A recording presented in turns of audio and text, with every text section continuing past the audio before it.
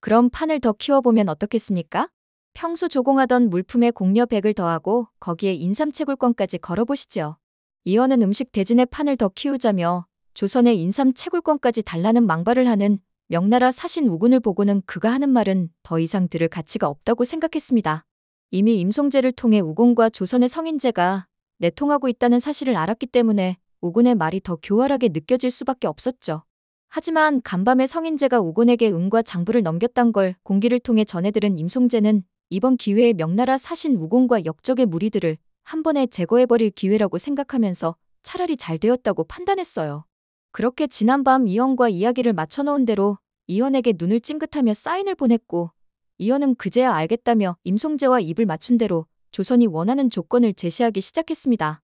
알겠소. 대신 조선도 조건을 걸겠나이다. 조선이 이기면 명은 앞으로 조선이 바치던 조공의 절반을 받고 거기에 사탕가루와 밀가루를 조선이 원하는 만큼 입도 선매할 수 있게 하시오. 대국 명나라에서 왔다고 의기양양했던 우고는 한치의 흐트러짐도 없이 당당하게 더 큰 조건을 제시하는 이현을 보면서 약간 기가 죽는 것 같았어요. 이건 거의 역조공을 바치라는 거 아니냐면서 화를 내봤지만 이번 경합에서 무조건 이기게 해주겠다는 성인제의 말만 철석같이 믿고는 결국 이현의 제안을 조건부 수락하고야 말았습니다. 그렇게 만약 이번 경합에서 명나라가 지게 된다면 성인제와 제산대공 같은 역적의 무리들은 굳이 이현이 처리하지 않아도 명나라 선에서 처리해줄 가능성이 높아지고야 말았습니다. 이러한 사실을 예상할 수 있는 이현과 임송제는 만족스러워 빙그레 미소를 지었지만 이런 사실을 전혀 모르는 연재영은 이현이 한마디 한마디를 내뱉을 때마다 눈이 동그랗게 커지고야 말았습니다. 결국 이 모든 것을 지켜보고 있다가 막중한 책임감의 스트레스를 느낀 연재영이 이현에게 찾아가 조심스럽게 말을 하길, 전하, 이번 경합에서 조선이 지면 명나라에게 인삼 채굴권을 주다니 이건 말도 안 됩니다. 게다가 공려 100명이라니요. 경합 대결에서 지면 명나라로 끌려가게 될 공려 100명들의 운명은 어찌 되는 것입니까? 어찌 감히 저 따위가 그녀들의 운명을 좌지우지하겠습니까? 전하, 저에게 왜 이런 무거운 짐을 주시는 겁니까? 이현은 연재영이 힘들어하는 모습을 보면서 못내 속상하기도 했지만 연재영의 실력이라면 당연히 명나라 숙수들을 이길 것이라 판단했습니다. 게다가 자신과 임송제가 도와줄 것이기에 걱정을 하지 말라고 안심을 시켜주려 했지만 직접 경합에 참여해야 하는 연재영은 그 부담감이 막중해서 잠을 이룰 수가 없었죠. 연재영은 매일 밤 경합 요리 주제를 떠올리면서 뜬 눈을 세우기 시작했어요. 첫 번째, 세상에서 맛본 적 없는 고기 만들기. 두 번째, 명나라 음식과 조선 음식 바꿔 만들기. 세 번째, 인삼이 들어간 탕 만들기. 그렇게 첫 번째 경합 요리 날이 찾아오고 말았고 연재영은 그날 새벽이 되어서야 요리의 주제를 정할 수가 있었죠. 적어도 조선과 명나라에서는 단 한 번도 먹어본 적 없을 것 같은 요리인 프랑스 전통 요리 베프 부르기뇽을 만들기로 마음먹었습니다.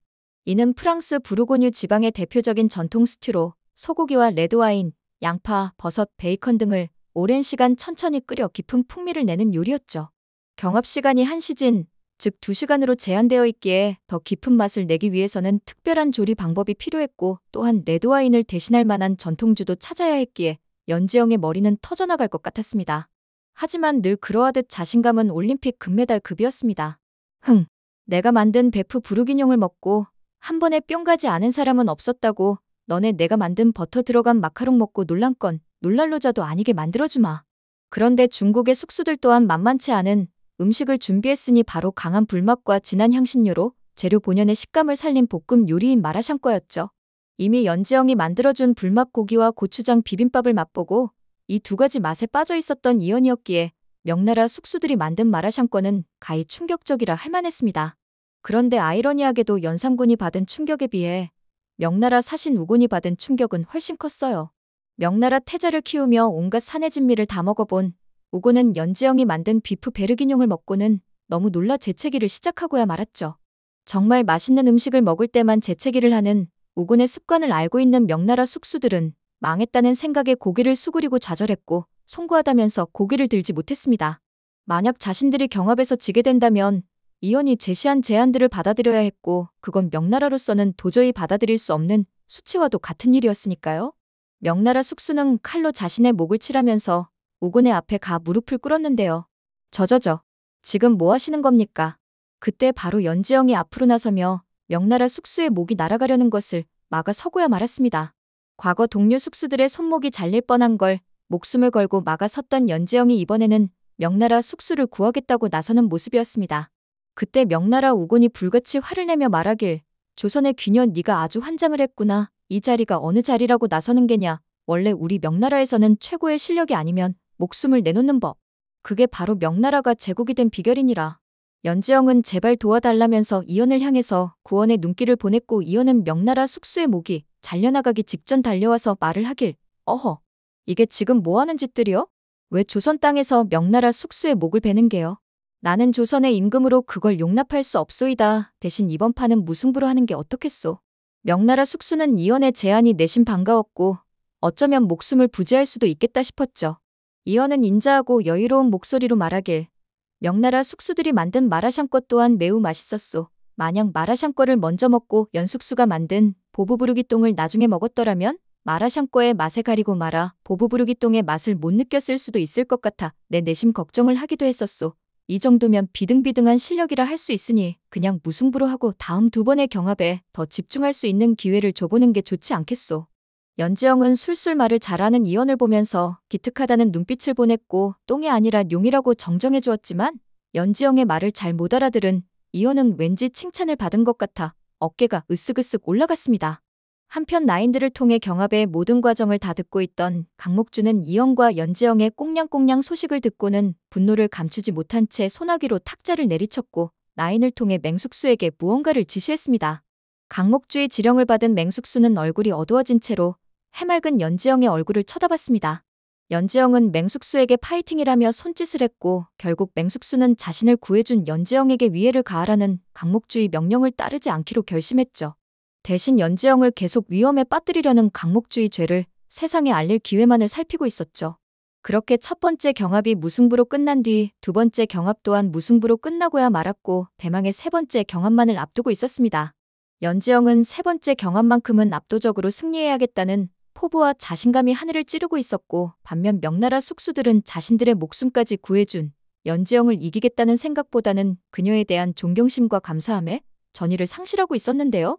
자네들, 이번 경합에서 만약 지기라도 한다면 3명 모두의 목을 잘라 명나라로 가지고 가 황제 폐하께 바칠 것이니 그리들 알게나. 나리, 제발 저희의 명예를 더럽히지 말아주시옵소서. 제게는 제가 돌아오기를 기다리는 노모와 아내, 아이가 있사옵나이다. 차라리 그냥 조선 땅에서 죽여주시옵소서. 죽는 것은 두렵지 않지만 명예가 땅에 떨어지는 것은 두려웠던 명나라 숙수들은 다시 최선을 다해 경합을 준비하기 시작했고 이는 연지영 또한 마찬가지였습니다. 연지영은 이연을 보며 슬픈 눈동자로 말하기를 이번 경합에서 흑삼 삼계탕을 만들어보고 싶은데 제가 생각해내는 맛을 구현하기 힘들 것 같아요. 이연은 연유가 무엇냐고 물었고 연지영이 답답해하며 말하기를 미래에는 압력솥이라는 게 있거든요. 고온고압으로 팍 찌면 아주 그냥 푹 고아져서 그 맛이 천하일품이란 말이에요. 근데 조선에는 압력솥이 없으니 어찌하면 좋은지. 그때 연지영이 손으로 머리를 팍 치면서 벌떡 일어나 웃으며 말하기를 조선에서 이걸 만들 수 있는 사람이 한 명 있어요. 장영실의 후손인 장대웅인데 망울록에 그의 이름이 적혀 있었어요. 제가 한번 그에게 가서 부탁을 해볼게요. 이연은 한시라도 연지영과 떨어지고 싶지 않았고 내가 같이 다녀오겠다며 궁 밖으로 함께 나갔습니다.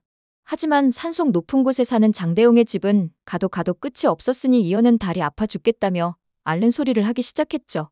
그렇게 장대웅의 집에 도착했나 싶었지만 장대웅은 자신의 집안을 이용만 해먹고 버린 임금과 조정 신료들에 대한 반항감이 상당했기에 인사가 아닌 대포로 임금 이연을 맞이했습니다. 아니, 저런 미친 인간을 보았나? 집안에 대포를 두고 있는 장대웅을 보면서 이연은 미쳤다며 혀를 내둘렀어요. 한편 궁을 비운 임금 이연을 없애려는 제산대공과 성인재는 이연 뒤에 자객을 심어놓았고 그렇게 앞에는 대포가 뒤에는 자객이 있었으니 이연과 연지영은 큰 위험에 빠지고야 말게 됩니다. 비록 장대웅은 이연이 맘에 든 것은 아니었지만 신하들이 보낸 자객에게 쫓기는 임금을 일단 구하고 봐야겠다는 생각에 이연이 아닌 자객들을 향해 대포를 조준했고 깜짝 놀란 자객들은 혼비백산하여 도망갔어요. 결국 연지영의 이야기를 모두 들은 장대웅은 명나라에게 인삼 채굴권을 뺏길 수는 없다면서 세상에서 제일 튼튼하고 성능 좋은 세계 최초의 압력솥을 만들어 주었습니다. 한편 자객을 보낸 계획도 실패하자 경합에서 무조건 명나라를 이기게 만들어야겠다고 판단한 강목주는 맹숙수에게 연지영이 만든 음식에 배탈이 나는 독을 넣으라고 지시했죠. 그렇게 명나라 우곤을 아프게 만든 뒤 연지영에게 큰 벌을 내릴 계획을 세운 거였어요. 하지만 연지영을 배신할 수 없었던 맹숙수는 그 독을 명나라 우곤이 아닌 다른 사람의 음식에 넣고 이것을 지시한 것이 강목주라고 밝히기로 마음먹었습니다. 하지만 이러한 사실을 까맣게 모르는 강목주는 세 번째 경합만 끝나면 연지영을 없앨 수 있다면서 매우 기뻐하는 모습이었습니다. 진짜 없어지는 건 강목주였는데 말이죠. 대전에서는 연지영이 장대웅의 압력솥을 이용해 만든 흑삼 삼계탕을 맛본 사람들의 감탄소리가 넘쳐났습니다. 연숙수의 삼계탕을 맛본 우고는 그 맛에 놀라 머릿속에 폭죽이 터지는 것 같았고 이번에도 결국 딸꾹질을 하기 시작했죠. 명나라 숙수들은 좌절하고야 말았습니다. 이어는 흑삼 삼계탕을 한 입 맛보고는 아이리스 꽃밭에 뛰어노는 느낌이 들었습니다. 마치 그 맛이 돌아가신 어머니를 생각나게 했으니 눈에는 눈물이 그렁그렁하였죠. 그렇게 이번 경합은 조선의 승리로 끝났고 연지영은 기뻐서 어쩔 줄 몰랐어요. 그런데 이원이 갑자기 배를 부여잡고 의자에서 굴러떨어져 바닥에 나동그라지고야 말았습니다. 연지영은 달려가 이원을 품에 안고 괜찮냐며 걱정을 하기 시작했죠. 무엇보다 이 소식을 듣고 가장 놀란 건 강목주였습니다. 경합장에서 우곤이 쓰러지고 그 벌로 연지영이 처형당하는 소식만 기다리고 있었는데 뭔가 자신의 계획과는 다르게 흘러가고야 말았으니까요. 맹숙부는 더 이상 강목주에게 끌려다니지 않으리라 맘먹고 미리 준비한 해독제를 이원에게 먹인 후 강목주가 시킨 모든 사실을 낱낱이 고하기 시작했습니다. 강목주가 명나라 사신에게 독을 먹이라고 했다는 이야기를 코앞에서 전해들은 사신 우고는 크게 노했고 자신에게 접근했던 성인재와 제산대군이 강목주와 한패라는 것마저 알아내고야 말았죠. 그렇게 강목주를 비롯한 역적의 무리들은 모두 먼 지방의 섬으로 귀향을 가게 되었고 연지영과 이연은 강목주와 대신들의 방해 없이 행복한 나날을 보낼 수 있었답니다. 오늘 영상 재밌으셨다면 구독과 좋아요 부탁드려요.